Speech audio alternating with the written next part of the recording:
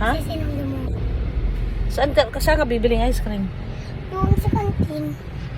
Sa kantin may ice Sa cream to? pizzeria doon. Magkano? 10 lang, yung watermelon. Binigyan ka ni mama mo ng 20 ah. Hindi si Daddy Esek nang bigay. Ah, binigyan ka din? Nag-hihitar sa bigla kasi nakita ko ng 10. Sa likod ng bag.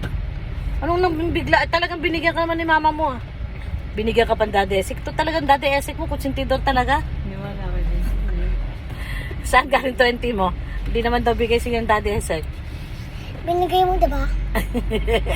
Sisinungaling po tong lolong to eh. Binigyan din kasi siya ng nanay niya. Sabi niya kahapon guys, oh, na-surprise ako. Meron akong dalawang 20. Sabi niya, naging 40 ang pera ko, sabi niya. Tapos sabi ko, saan galing ang ano mo, ang 20 mo? Bigay yung Daddy Esek. Eh, tinanong ko yung lolo niya. Sabi ng lolo niya, no, hindi ko binigyan yun, no.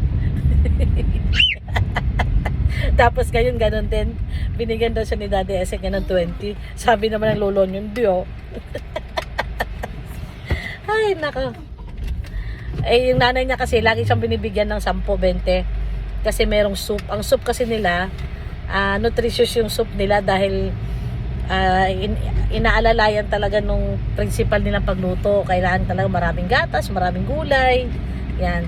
Everyday yan meron silang macaroni soup. Nagsampurado kaya? Parang feeding meal nila. Pero babayaran mo, mura lang, 10 lang. O, di ba sa ang...